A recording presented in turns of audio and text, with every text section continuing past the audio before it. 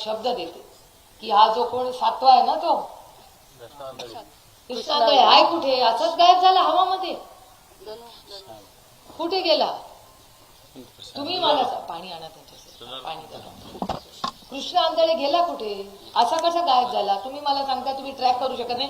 अहो रोज आमचे phone track करते सरकार, तो कृष्ण आंधळे सापडत नाही यांना.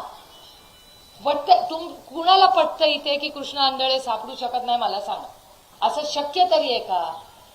जेव्हा संदीप काहीतरी त्याच्यावर बोलला तर सगळ्यांनी एवढी संदीपवर टीका केली. असं कुठे झालं? 2 महिने झाले कृष्ण आंधळे मिळत नाही. हा जे बोलला ते खरं बोलला, तिचा मर्डर झाला खरं, सर्वात गुप्त माहिती कृष्ण आंधळेकडे आहे. आणि मला कृष्ण आंधळेचा सीडीआर फोन पडला, कुठे गेला फोन? सीडीआर काढा तुम्ही. फोन असा जातो कुठे?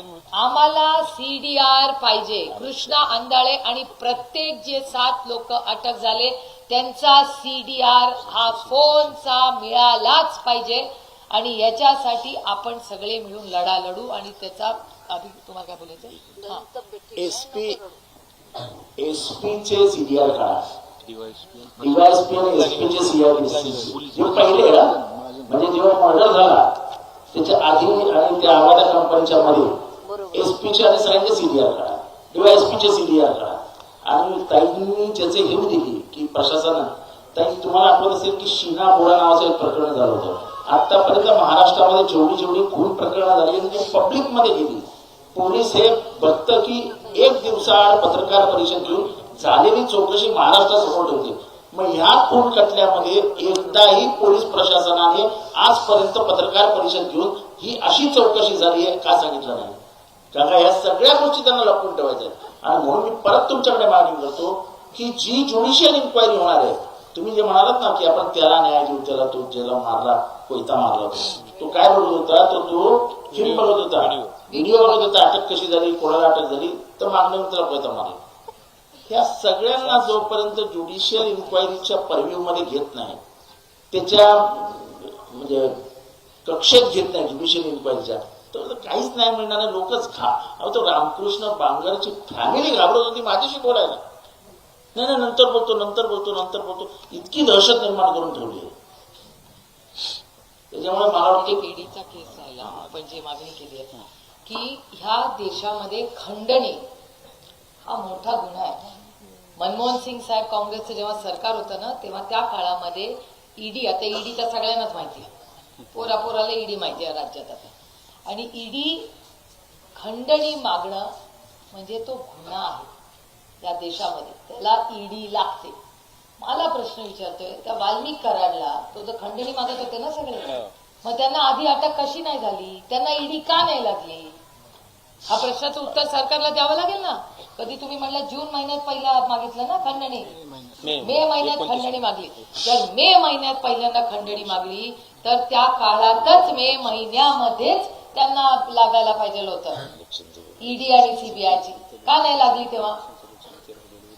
तुम्ही मला सांगा, विचार करून सांगा. तो काळ कुठला होता? मे महिन्यात इलेक्शन चालले होते. आता इलेक्शनच्या वेळेत तुम्ही खंडणी मागताय इलेक्शनसाठी. कशासाठी? का खंडणी मागणं गुन्हा आहे? कशासाठी का मागे ना? 1 रुपयाची खंडणी मागणं या देशात गुन्हा आहे. आणि मग जून पासून काय या सरकारने काय केलं? यांचंच सरकार होतं ना जून मध्ये महाराष्ट्रात.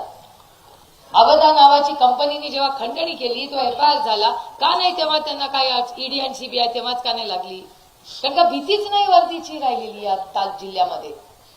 हे दुर्दैव आहे. मला महाराष्ट्राच्या पोलिसांचा सार्थ अभिमान आहे. मी जन्मापासून फार जवळून पाहिले. जेव्हा महाराष्ट्राचा पोलीस बघतो ना तर असं वाटतं चला बाबा, मी तुमच्याबद्दलच बोलतो. मला अभिमान वाटतो जेव्हा तुमच्यासारखे पोलीस बघतात, महिला पोलीस असतात.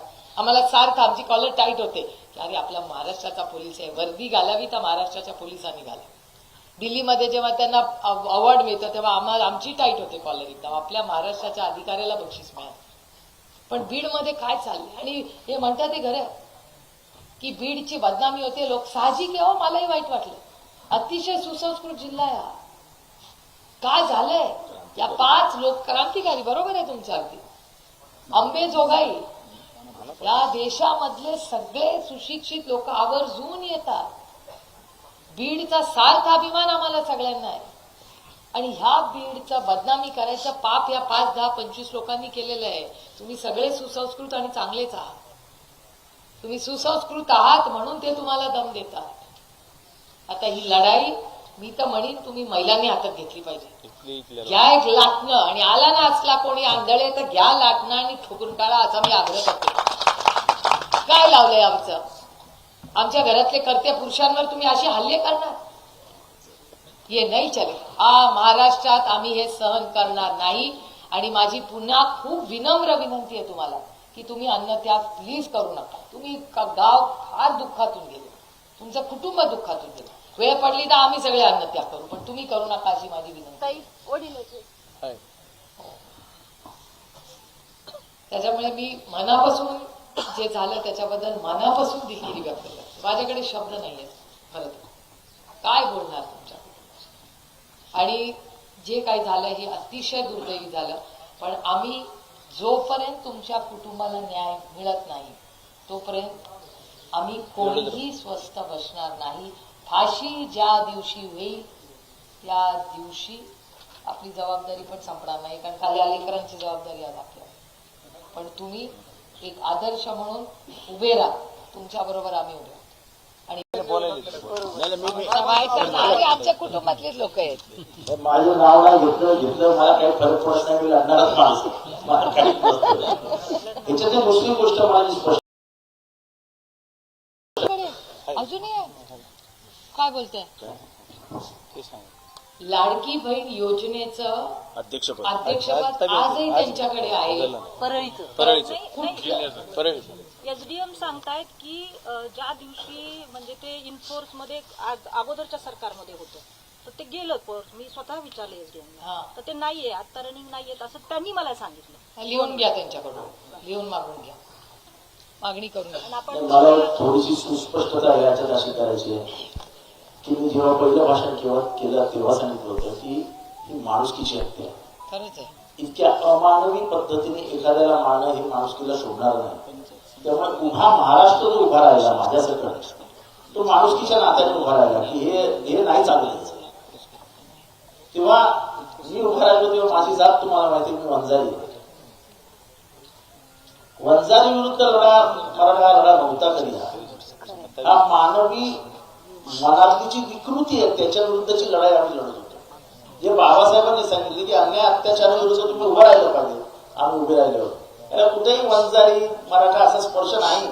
ही महाराष्ट्राच्या मातीची लढाई आहे. कारण का ही माती एका वेगळ्या पद्धतीने पुढे गेली आहे. हे शाहू फुले आंबेडकरांचे विचार आहेत सगळे.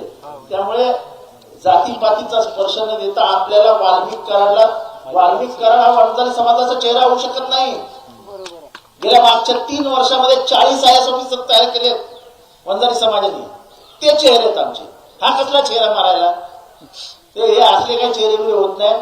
महाराष्ट्रातले तमाम वंजारी समाजातले लोक फोन करतात, म्हणाले आम्हाला गावामध्ये तोंड दाखवायला लाज वाटते. लोक आमच्याकडे संशय नजरेने बघायला समाजाच्या लोकांना त्रास दिला त्यांनी, खोटे गुन्हे त्यांच्यावरच केले. आता तुम्ही एवढे आहात ना, एवढ्या मर्डर झाले, आरोपी कोण आहे? तो सगळे आरोपी वंजारी आहेत. बरोबर आहे? बापवंजारी मर्डर केस तो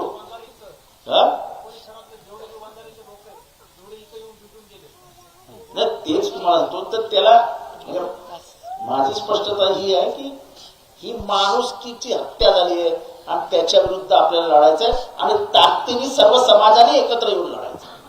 ही आमची भूमिका आहे आणि त्या भूमिकेपासून आम्ही कुठेही बाजूला जाणार नाही. माझी एवढीच सगळ्यांना विनंती आहे की हे सगळे जे गुंड आहेत ना त्यांना माफी नाही. कुठलाही गुंड आज बीडमध्ये जो फिरत असेल त्याला माफी नाही. आणि जो नेता या गुंडांच्या मागे उभा राहील त्याचा पर्दाफाश केल्याशिवाय मी स्वतः बसता नहीं.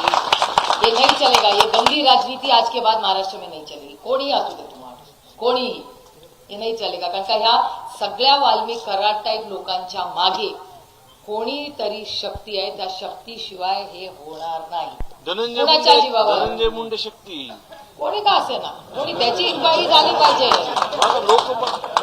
त्याची इन्क्वायरी झाली पाहिजे, पोलिसांचीही झाली पाहिजे आणि राजकीय नेत्यांची पण झाली पाहिजे. उतरलं पाहिजे, राजीनामा झाला पाहिजे त्यांचा. हे जे पोलीस जे प्रेशर खाली आहेत ना, घरगड्यासारखे जे वागतात ना, ते मंत्रिपदाचा वरच असते त्यांना. संदीप बोला. राजीनामा झाला पाहिजे. ताई, आमची एकच मागणी आहे. सुरुवातीपासून पहिल्या दिवशीपासून गावात जेव्हा मी आपल्याशी चर्चा केली, वाल्मिक कराड काही एवढा मोठा नाहीये, त्याला संरक्षण फक्त या मंत्रिपदाचं भेटते. अशाच मंत्रिपदाचं जे धनंजय मुंडे साहेब जे मंत्री आहेत ना, त्याचं संरक्षण भेटतंय. हे सगळे सरेंडर झाले, एका गाडीमधून येते. प्लीज मला भयंकर राग येतोय ऐकल्यावर. पोलीस सरेंडर कसं स्टेशनमध्ये झाले का? उपकार पोलीस केले का स्टेशनमध्ये आपल्यावर? गेल्यानंतर हातात सगळे दोरे गंडे होते. साहेब, आवड साहेब, आपण सुद्धा लय ताकदीने मांडले सभागृहात माझ्यासोबत यांनी. हो. आणि त्यांना जोपर्यंत त्यांचा राजीनामा देत नाही ना, हे सगळं हे बघा, त्यांची फाईल बघा, काय काय त्यांनी जमा केले. एकदा त्यांचा राजीनामा झाला ना, हे सगळेच फासावर चढतील बघा. तुम्हाला सांगतो, एवढीच आमची मागणी आहे सगळ्यांची. हो, संदीप, बाकीच्या आरोपीला ते त्यांचं तोंड झाकलं, हातकाड्या लावल्या, आणि ह्यांना का सोडलं तसं? त्याच्यामुळे त्यांचा राजीनामा झाला पाहिजे. ही प्रमुख मागणी पाहिजे तरी आपली. ह्याच्यात राजकारण हे काही नाही. आणि प्रकाश दादा म्हणले ना भाड्याने दिलं. आणि डॉक्टरांची ताई दुसरी एक मागणी सांगा. आहे की कुमावत तर ह्याचा विचार झाला पाहिजे आणि ही गुंडागर्जी आहे ना, ही थांबली पाहिजे. इथे